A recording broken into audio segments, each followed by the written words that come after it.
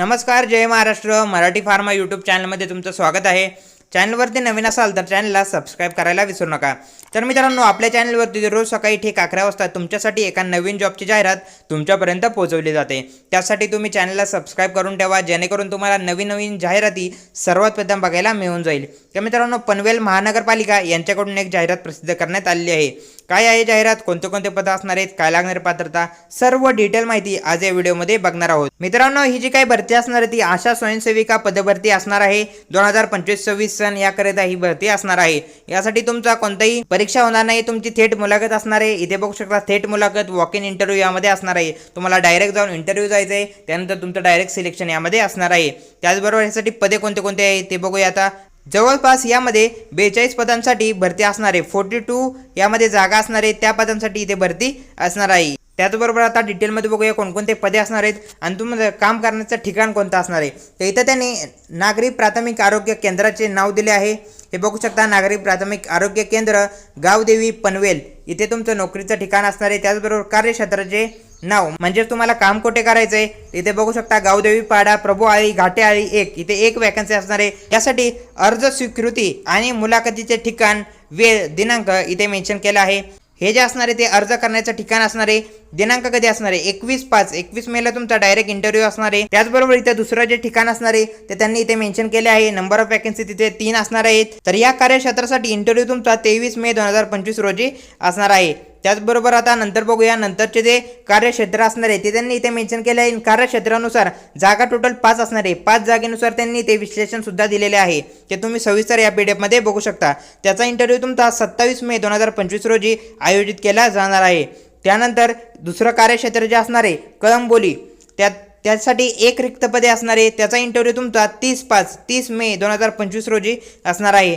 त्यानंतर इथे 15 रिक्त पदे असणार आहेत आणि इथे टोटल एवढे सारे इथे कार्यक्षेत्र असणार आहेत, म्हणजे खारघर, त्याचबरोबर ओवेपेठ इथे असे टोटल त्यांनी दिले आहे. 15 वॅकन्सी असणार आहे. त्याचा जो इंटरव्ह्यू असणार आहे तो 28 मे 2025 रोजी असणार आहे. त्याचबरोबर इथे स्काय गार्डन आणि टपाल नाका ह्यासाठी 2 रिक्त जागा असणार आहेत. त्याचा इंटरव्ह्यू तुमचा 29/5/2025 रोजी आयोजित केला जाणार आहे.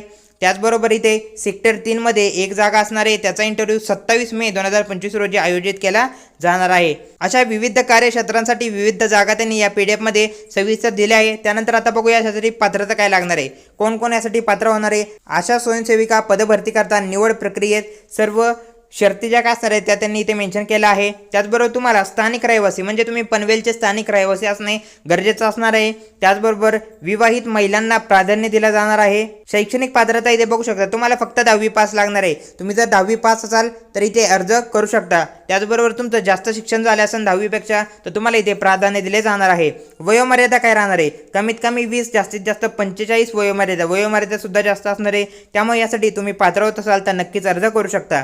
आदिवासी, विधवा, परित्यक्त्या महिलांना किंवा स्वयंसेवी संस्थेचे कार्यकर्ते यांना प्राधान्य दिले इथे जाणार आहे. त्याचबरोबर तुम्हाला अनुभव नसेल तरी सुद्धा चालणार आहे. अनुभव जर असेल तर तुम्हाला इथे प्राधान्य दिले जाणार आहे. त्यानंतर इथे काही त्यांनी बेसिक अटी आणि शर्ती त्यांनी मेन्शन केले आहे, ते तुम्ही सविस्तर या PDF मध्ये बघू शकता. त्याचबरोबर सदर जी काही पदभरती असणार आहे त्याची निवड आणि प्रतीक्षा यादी त्यांच्या ऑफिशियल वेबसाईटवरती ते प्रसिद्ध करण्यात आहेत. ही वेबसाईट आपल्या डिस्क्रिप्शनमध्ये मेन्शन करून देतो, तिथे जाऊन तुम्ही ऑफिशियल यादी याची बघू शकता. त्याचबरोबर यासाठी तुमची निवड कशी होणार आहे, तर निवड प्रक्रियेमध्ये तुमची मुलाखत होणारच आहे. त्या मुलाखतीमध्ये तुम्हाला खालीलप्रमाणे गुण दिले जाणार आहेत. शैक्षणिक पात्रतेचे तुम्हाला सरासरी 6 गुण, कामाचा अनुभव असेल तर त्याचे सरासरी 5 गुण, त्याचबरोबर विधवा महिला जर असतील त्याचे सरासरी 2 घेऊन आणि संभाषण आणि प्रोत्साहन कौशल्य जर काही तुमच्यात असेल तर तुम्हाला त्याचे 2 गुण दिले जाणार आहेत. असे टोटल 15 गुणांचे तुमचे इथे विश्लेषण होणार आहे. त्याचबरोबर यासाठी कोणकोणते कागदपत्रे लागणार आहे ते सुद्धा त्यांनी इथे मेन्शन केले आहे. आणि त्याचबरोबर खाली त्यांनी अर्जाचा नमुना सुद्धा दिला आहे.